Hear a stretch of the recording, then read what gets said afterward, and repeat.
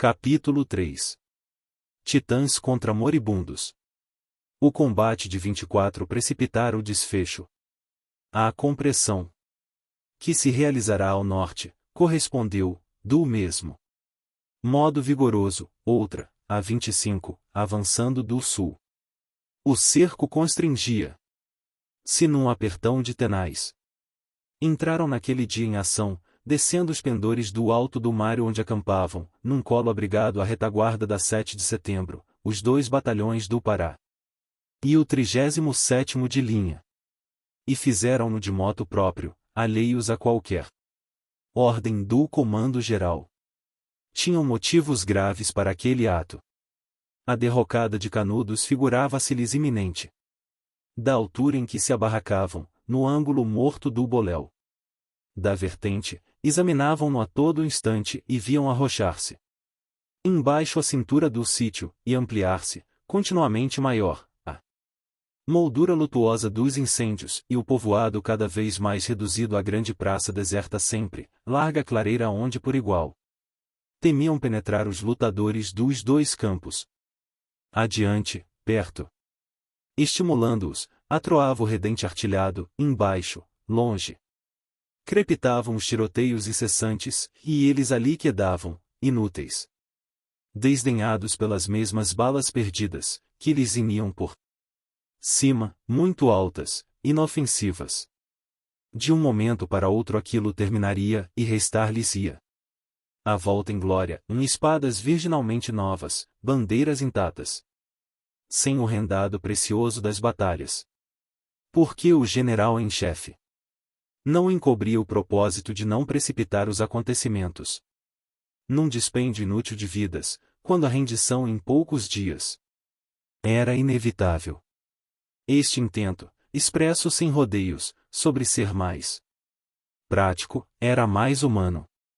Mas implicava o renome guerreiro por se fazer dos que não tinham ainda combatido.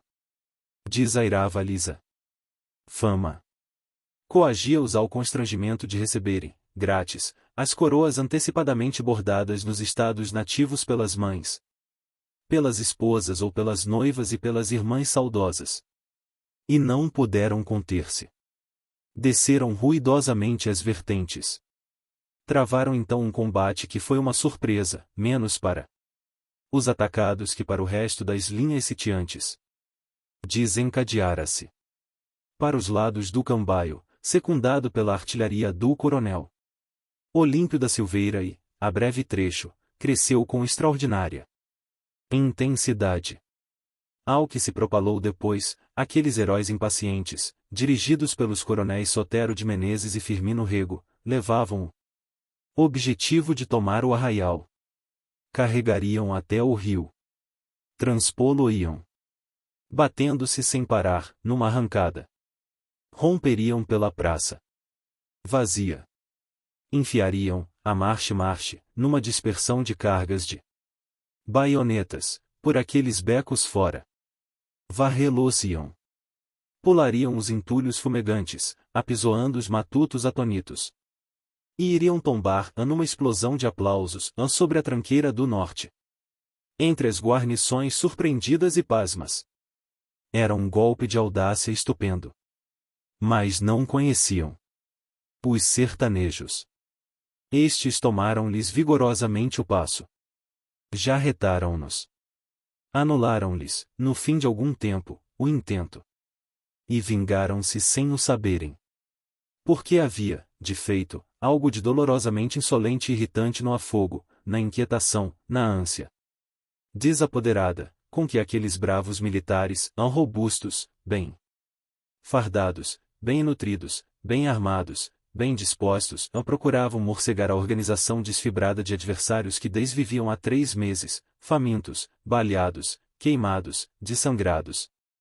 Gota a gota, e as forças perdidas, e os ânimos frouxos, e as esperanças mortas, sucumbindo dia a dia num esgotamento absoluto. Dariam a última punctura de baioneta no peito do agonizante. O tiro de misericórdia no ouvido do fuzilado. E cobrariam, certo, pouca fama, com a façanha. Mas nem esta tiveram. Apertara-se mais o cerco, é certo, mas sem que o resultado. Atingido ressarcisse os sacrifícios feitos, cerca de 80 homens. Fora de combate entre eles, ferido, o coronel Sotero, e morto o capitão Manuel Batista Cordeiro, do regimento do Pará. Constringe-se o assédio. Em compensação, dizia-se, for enorme a perda do inimigo. Centenares de mortos, centenares de casas conquistadas. Com efeito, a parte do arraial em poder daqueles reduzia-se agora a menos de terço à orla setentrional da praça e casebres junto à igreja.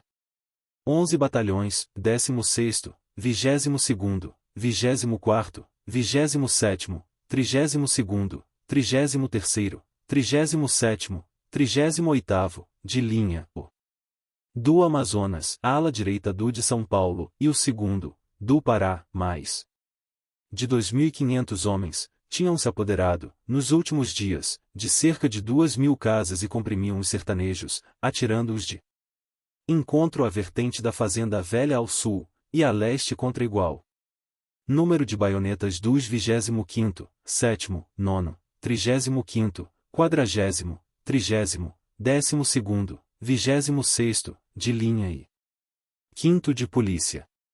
Eram 5.000 soldados, em números redondos, excluídos os que permaneciam de guarda ao acampamento e guarnecendo a estrada de Monte Santo.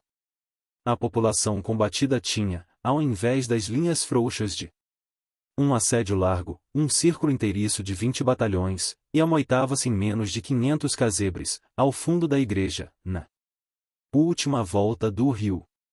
Os incêndios reduziam-lhe, além disto, hora por hora, o campo. E embora as casas, com o seu madeiramento escasso, pouco alimentassem as chamas, estas progrediam devagar, no abafamento das fumaradas pardacentas, lembrando a combustão imperfeita de centenares de fornos catalães, anos. Densos rolos de fumo afuliginando o firmamento, espraiando-se pelos tetos, tornando ainda mais tristonho o cenário desolado e monótono. A artilharia dos morros pouco atirava, exigindo as pontarias grandes resguardos porque o mínimo desvio ou variação das alças arrojaria as balas sobre os assaltantes.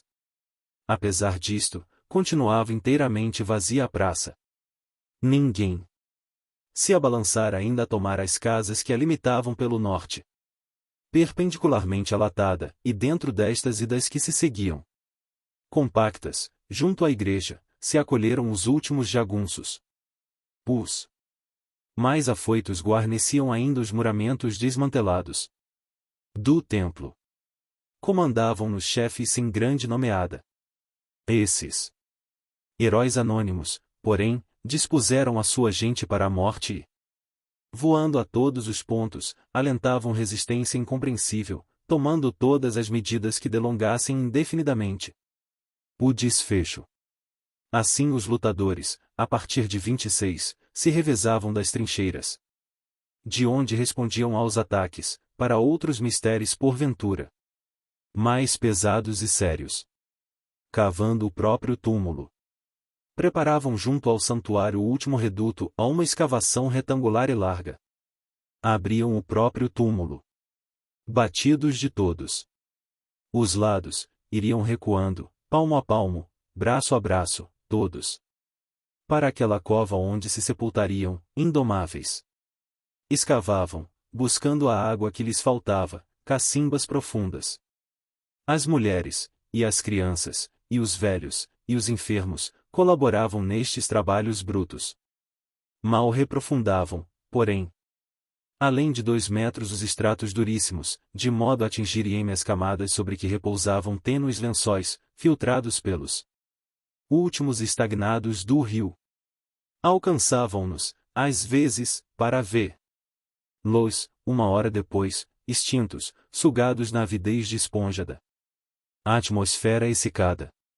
E começou logo a torturá-los a sede, avivada pelas comoções e pela canícula queimosa. O combate fez-se-lhes então um divertimento lúgubre, uma atenuante a maiores misérias. Atiravam desordenadamente, a esmo, sem o antigo rigor da pontaria, para toda a banda, num dispêndio de munições capaz de esgotar o arsenal mais rico. Os que se encurralavam na Igreja Nova continuavam varejando os altos, enquanto os demais tolhiam de frente, a 2 passos, os batalhões entranhados no casario. Aí se realizavam episódios brutais. A abertura do campo e o estreito das bitesgas, impropriando o movimento às seções mais diminutas, davam à luta o traço exclusivo de uma bravura feroz.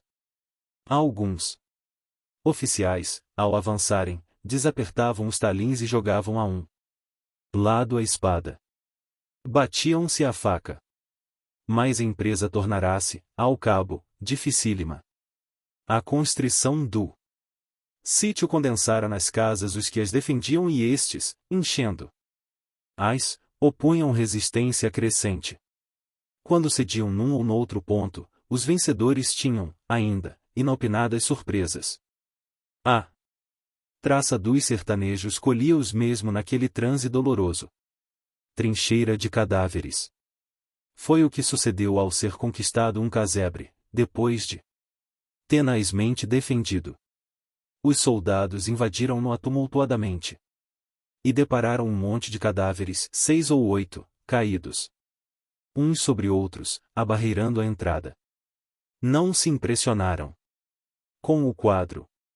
Enveredaram pelos cômodos escuros. Mas receberam em cheio, pelas costas, partindo daquela pilha de trapos sanguinolentos, um tiro. Voltando-se, pasmos, detonou-lhes outro, queima-roupa, de frente. Sopitando o espanto, comprimidos na saleta estreita, viram então saltar e fugir o lutador fantástico, que adotará o estratagema profanador, batendo-se por trás de uma trincheira de mortos. Em torno das cacimbas. O lento avançar do assédio estacou, então, novamente. Imobilizava-o pela última vez o vencido. Ademais, a situação não requeria maiores esforços. A vitória viria por si mesma. Bastava que se conservassem as posições. Fechadas todas as saídas e francamente batidas as cacimbas marginais do rio, o perdimento do arraial era inevitável, em 2 dias no máximo, a mesmo admitida. A presunção de poderem os assediados, por tanto tempo e naqueles dias ardentes, suportar a sede que os flagelava. Mas a resistência duraria uma semana ainda. Porque aquele círculo maciço de batalhões começou de ser partido, intermitentemente, pelos sertanejos, à noite. Na de 26 houvera 4 ataques violentos, na de 27, 18. Nas 2 dias subsequentes, um único, porque já não intermitiram, prolongando-se, contínuos, das 6 da tarde às 5 do amanhecer. Não visavam rasgar um caminho à fuga.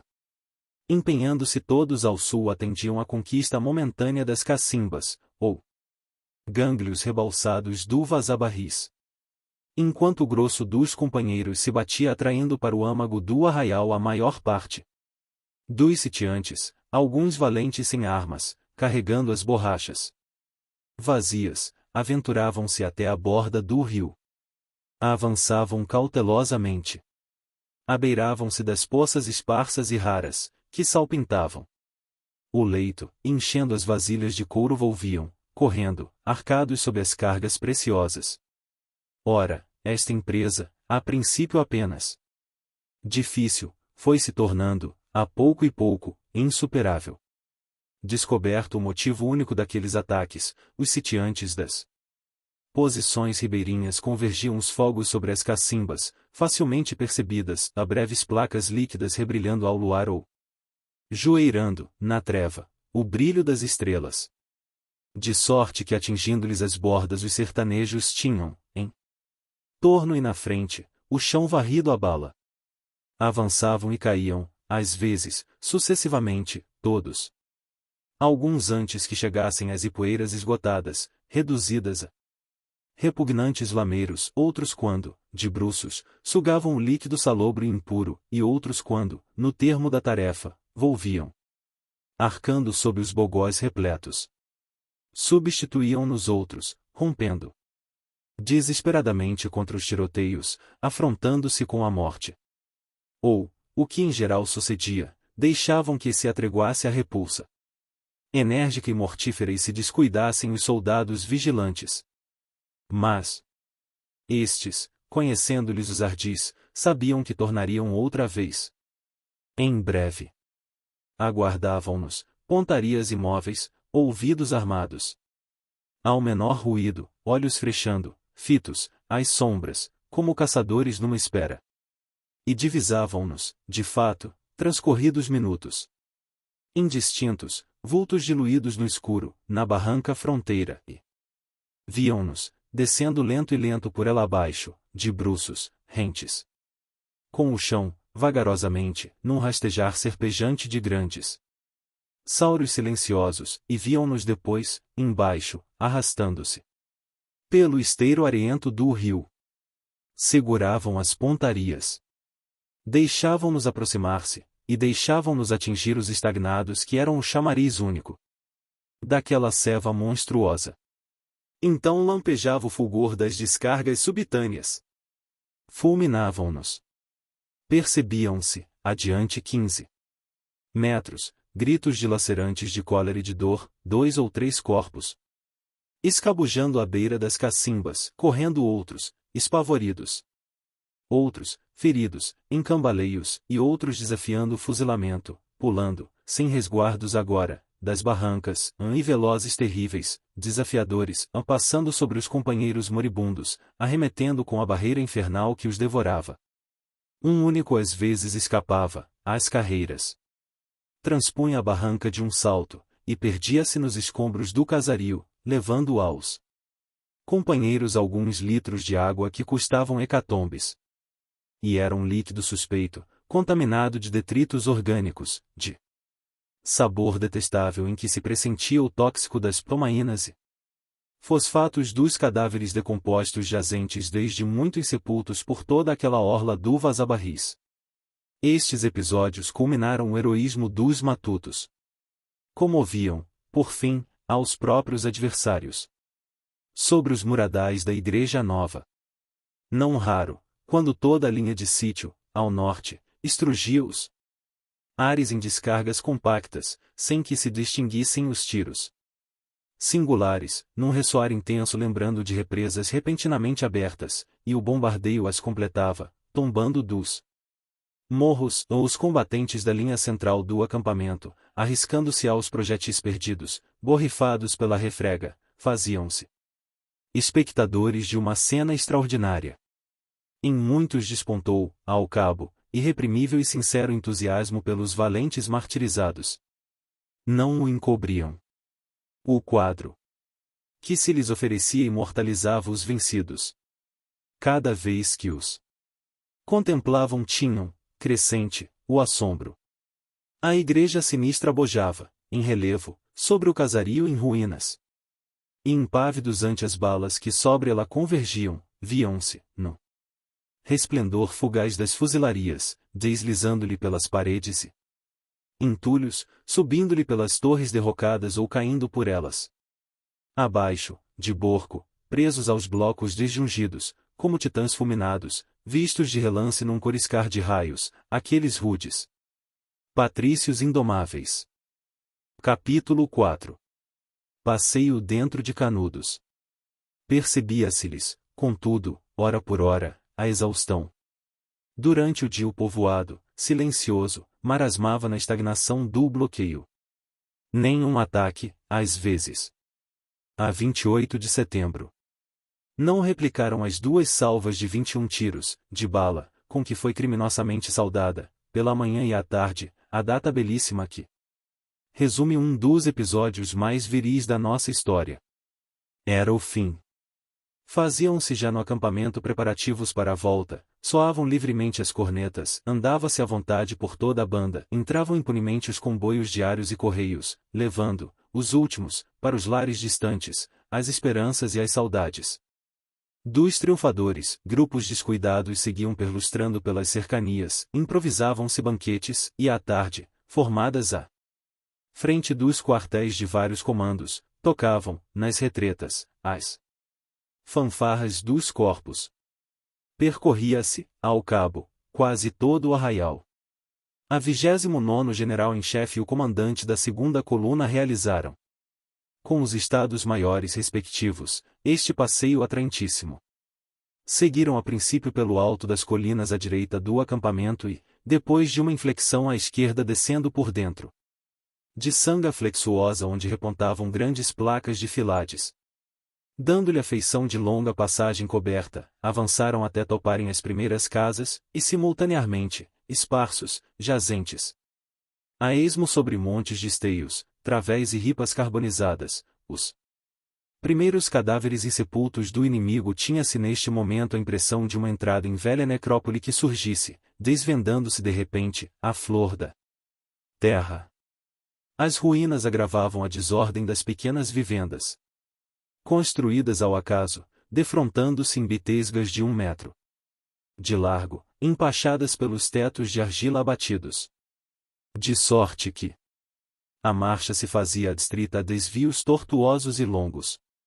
E a cada passo, passando junto aos casebres que ainda permaneciam de pé, oscilantes e arrombados, livres ainda das chamas, despontava ante o visitante atônito um traço pungente da vida angustiosa que se atravessara ali dentro. Dizia-o, mais expressiva, a nudez dos cadáveres. E estavam em todas as posições, estendidos, de supino, fez-se para os céus, desnudos os peitos, onde se viam os bentinhos prediletos, inflexos. No último crispar da agonia, mal vistos, às vezes, caídos sob madeiramentos, ou de bruços sobre as trincheiras improvisadas, na atitude de combate em que os colhera a morte. Em todos, nos corpos emagrecidos e nas vestes em pedaços, liam-se as provações sofridas. Alguns ardiam, lentamente, sem chamas, revelados por tênues fios de fumaça, que se alteavam em diversos pontos. Outros, incinerados, se desenhavam, salteadamente, nítidos, esbatida a brancura das cinzas no chão poento e pardo, à maneira de toscas e grandes caricaturas feitas a giz. Seguia-se. A marcha gradativamente se tornava mais penosa, através de entulhos sucessivos de um esterquilínio pavoroso. A soldadesca varejando as casas pusera fora, as portas, entupindo os becos em monturos, toda a ciscalhagem de trastes em pedaços, envolta com a farragem de mulambos inclassificáveis, pequenos baús de cedro, bancos e jiraus grosseiros, redes em fiapos, berços de cipó e balaios de taquara, jacais sem fundo, roupas de algodão de cor indefinível, vasilhames amassados, de ferro, caqueiradas de pratos, e xícaras, e garrafas, oratórios de todos os feitios, bruacas de couro cru, alpercatas imprestáveis, candeeiros amolgados, de azeite, canos estrondados, de trabucos, lascas de ferrões ou fueiros, caxerenguengues rombos. E nestes acervos, nada, o mais simples objeto que não delatasse uma existência miseranda e primitiva.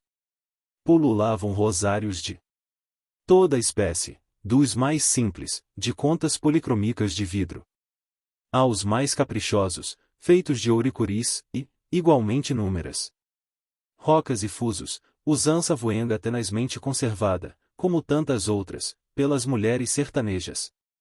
Sobre tudo aquilo, incontáveis, esparsos pelo solo, apisoados, rasgados, registros, cartas santas, benditos em quaderninhos costurados, doutrinas cristãs velhíssimas, imagens amarfanhadas de santos milagreiros, veronicas encardidas, crucifixos partidos, e figas, e cruzes, e bentinhos imundos. Em alguns lugares, há um claro limpo, cuidadosamente varrido. Um aceiro para que os incêndios não atingissem os entrincheiramentos. Varava-se mais facilmente por ali, penetrando fundo no casario e aproximando-se daqueles.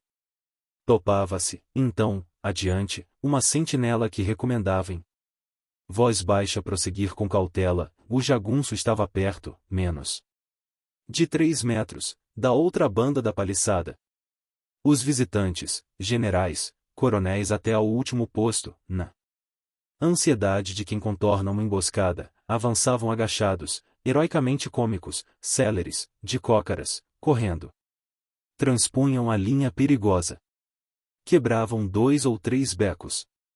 Chegavam a outra trincheira, soldados imóveis, expectantes. Mudos ou conversando em cochichos. Reproduzia-se a mesma travessia com o coração e as pernas aos saltos, a mesma corrida ansiosa, até outra trincheira adiante, e idênticos lutadores, cautos, silenciosos, estendidas ou enfiadas as carabinas pelos parapeitos que os resguardavam. Transcorridos 500 metros, volvia-se à esquerda deixando à retaguarda as casas vermelhas e tinha-se uma surpresa, uma rua, uma verdadeira rua, a do Monte Alegre, a única que merecia tal nome, alinhada, larga de uns 3 metros e alongando-se de norte a sul até a praça, cortando todo o arraial. Nela se erigiram as melhores vivendas, algumas casas de telhas e soalho. E entre estas a de Antônio Villanova, onde dias antes se tinham encontrado restos de munições da coluna Moreira César. Descia-se por ela em suave declive, divisando-se no extremo. Na praça, um lanço derruído da igreja. Mais a breve trecho estacava-se de encontro a outro entrincheiramento, onde se adensava maior número de combatentes. Era o último, naquele rumo. Dali por diante um passo mais era o espingardeamento certo. Toda a parte do arraial à direita e na frente estava ainda em poder dos habitantes. Os adversários acotovelavam-se. Ouvia-se, transudando das paredes de taipa, o surdo e indefinível arruído da população. Intocada, vozes precípites, cautas, segredando sob o abafamento dos colmos, arrastamentos de móveis, soar de passos, e uns como longínquos clamores e gemidos, e às vezes, a notas cruelmente dramáticas. Gritos, e choros, e risos, de crianças. Volvia-se dali para a esquerda, voltando ao ponto de partida, através das casas tomadas nas vésperas, e o passeio tornava-se amedrontador. Em todo este novo segmento da linha do sítio, definindo-lhe o avançamento máximo depois dos combates da última semana, não se tinham destruído os casebres derrubadas. Apenas as paredes interiores e as empenas, as coberturas de barro, sucediam-se unidas ou pouco espaçadas, feito o teto de longuíssimo armazém abarracado. A barreira de esteios e vigas, canastras e trastes de toda a sorte, por detrás da qual se alinhavam os batalhões, progredia por ela dentro, torcida e longa, desaparecendo de todo numa distância de 30 metros, perdida na penumbra. Adivinhavam-se os soldados, a um lado, guarnecendo-a, pelos recantos escuros, à retaguarda, lobrigavam-se os corpos dos